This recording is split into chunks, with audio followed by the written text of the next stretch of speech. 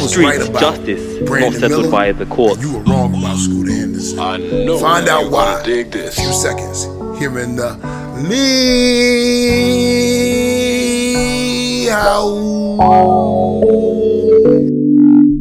I was right about Brandon Miller. You were wrong about Scooter Henderson. On June 22nd, 2023, with the second pick of the 2023 NBA draft, the Charlotte Hornets selected Brandon Miller, which was, surprise, surprise, the right choice. I'm really struggling to understand why people are trying to make this seem like it's not the perfect fit. I'm trying to understand why people are trying to make this seem like if this was any other point guard led team other than a team led by Lamelo Ball, that anyone will be calling for the drafting of another point guard when you obviously need a wing guy, when you obviously need a dynamic scorer on the wing that can catch and shoot and knock down shots and defend 1 through 4 at least on the perimeter. Let's really just sit here and try to break down all of this misnomers and false statements when it comes to Brandon Miller and his game in particular. One, he can't handle the basketball. I've been watching videos by so-called YouTube NBA experts, NBA YouTube experts like Hoop Reference and the rest of these guys that you can hear in their voice and never played basketball a day in their life, sit here and critique and tear down Brandon Miller when it comes to his handle, as if to say his handle is not elite, his handle is not special for a guy that's 6'9". Look at this particular play right here against one of the better defenders in college basketball last year, coming out of the University of Arkansas, who was drafted, by the way, by the Orlando Magic. That's Anthony Black. Look right here as Brandon Miller takes Anthony Black to the wax by tween, left-handed extended crossover, gets to the rim, switches from right to left so that the defender cannot block his shot, does his due diligence, and hits the easy layup. What about this move right here tells you that Brandon Miller will not be able to score on the next level when it comes to separating and getting off his shot at 6'9" and creating enough space against elite defenders?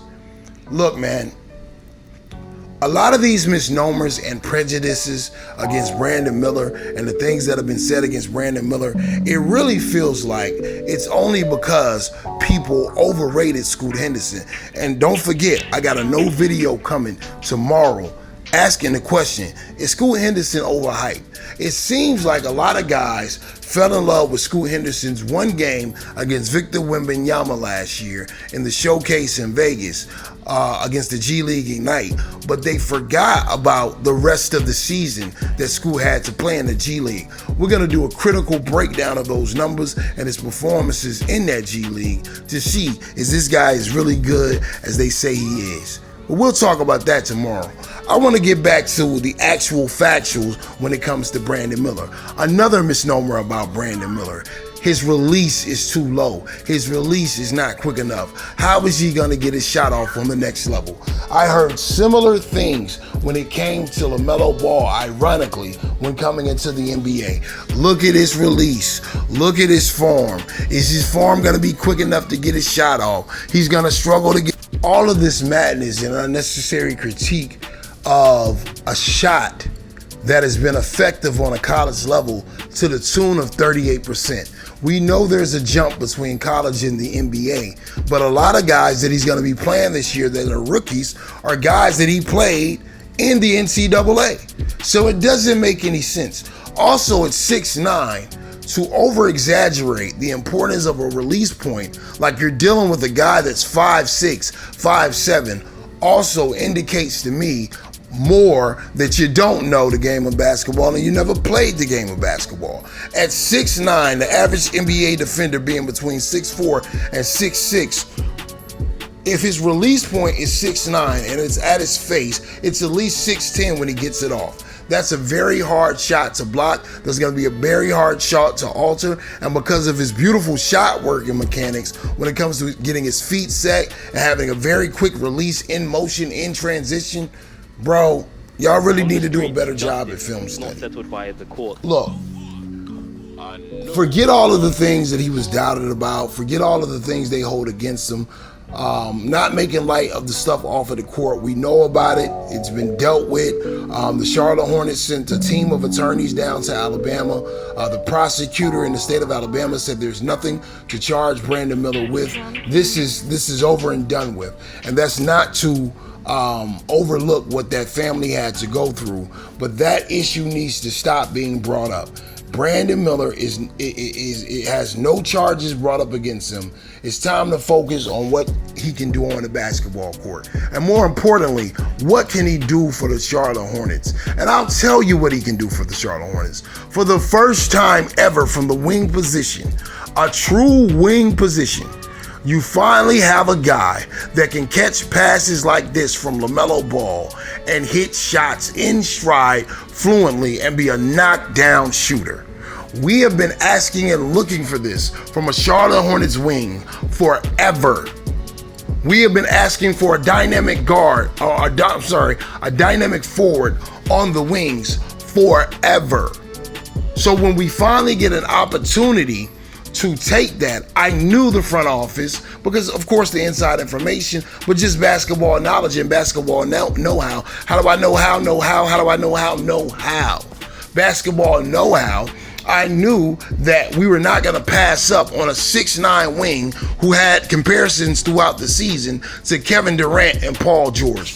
Beefing for real. I mean, look, it was the perfect fit when you've been telling the fans, telling the team, setting your team up for Lamelo Ball to be your distributor, the guy that makes everyone better, the guy that sets the table for everyone. Why would you do that and then draft a 6'3" guard who's not known for shooting?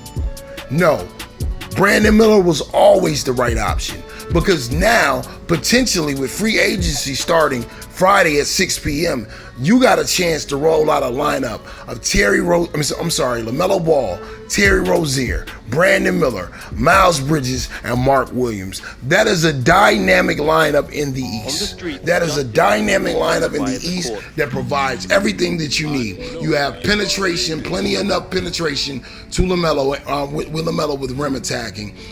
He needs to get those percentages up when it comes to finishing, but I saw things towards the end of the season, towards the end of his season, that made me very optimistic that Lamelo could get back to his form of year one, where he was finishing at an elite level.